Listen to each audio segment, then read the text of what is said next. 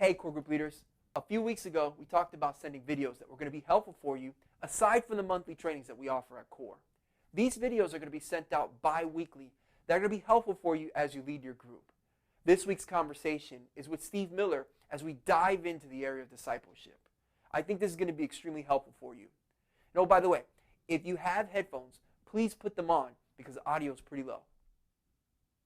All right, so one of the things, Steve, what I wanted to talk about with you today was a few things on discipleship and just kind of have a better understanding apart from our training that we had.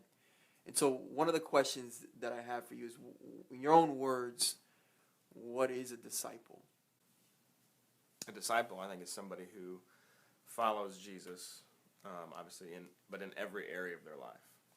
So we, as a church, talk about helping people follow Jesus, but that's not just from a religious terminology standpoint. Like, every area of your life is now surrendered to his lordship, to his leadership. So he has authority, and because we believe what he's done for us, now we're following him, and he has authority over everything in our life. So we start to go, wow, how do I do this, Jesus? How do I do this now? How does my life in every area begin to be reflective of what he desires for it? Well, what are some of those areas? I know you say every area, but how can we get very practical to what are particular areas in your life? It's good.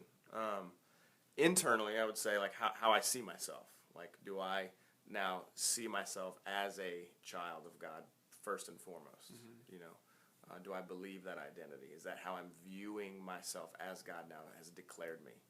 Fully righteous in Christ, delighted in, rejoiced over his son.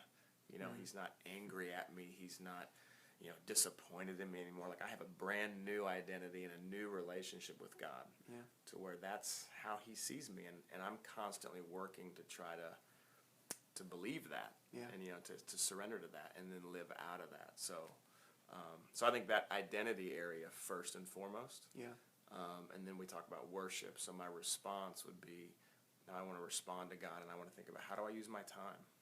Where's my time going? Am I using my time as the Lord wants me to? Yeah.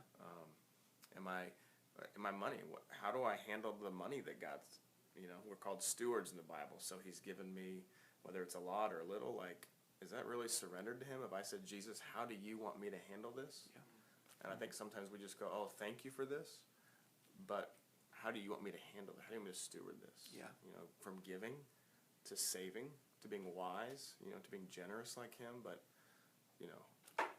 what do I need to purchase this? Yeah. Like, do I really need to? So I think money is a big area for a follower of Jesus. Yeah. So going off of that, we are really discipling folks in our groups, and I know a lot of the group leaders are saying, okay, well, how is that intentional? And so the question to you would be, you spending time together with people to make that evident, what you're just saying, what a disciple looks like in every area of their life. How are you doing that with individuals within your group? Yeah. Well, we obviously have the group time, and there's got to be that sense of, hey, this is when we get together. So there's that formal, we get together, like my group, my dudes get together every other Tuesday. Or every other Thursday, I'm sorry. So there's that. That's kind of like the big rock. I think about, like, if we're going to help somebody follow Jesus in every other life, there's just different ways that we get together. So I think about filling up a jar with rocks, and you're going to put the big rocks in there. And those times we get together as a group, obviously, big rocks. But then there's gaps in there. So how do you fill those gaps? Well, you'd have to put little rocks. And so I think what's going to really propel people forward and helping them follow Jesus is how we handle those little rocks, really. So it's not just the meeting time, but now it's, man, I need to follow up from the meeting.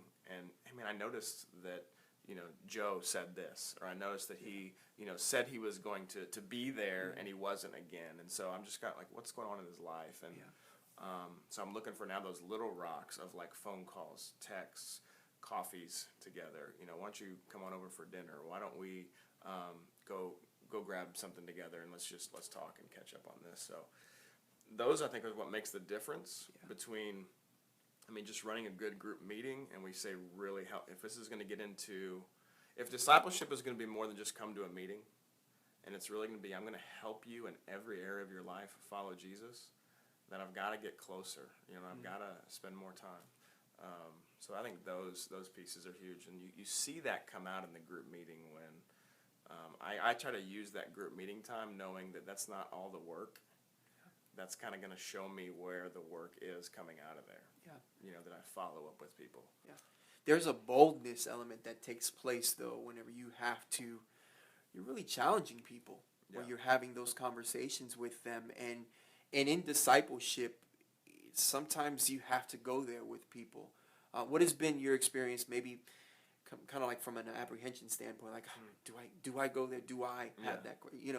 How do you tackle those issues? I think a lot of times we ask, is it too soon? Like if you notice something in somebody's life, you kind of start to go, do I have the right to say something? Yeah. You know, have I spent enough time with them to be able to challenge them, you know, on this issue or whatever? I think all of us kind of feel that sense of like, am I the one, or is now the time?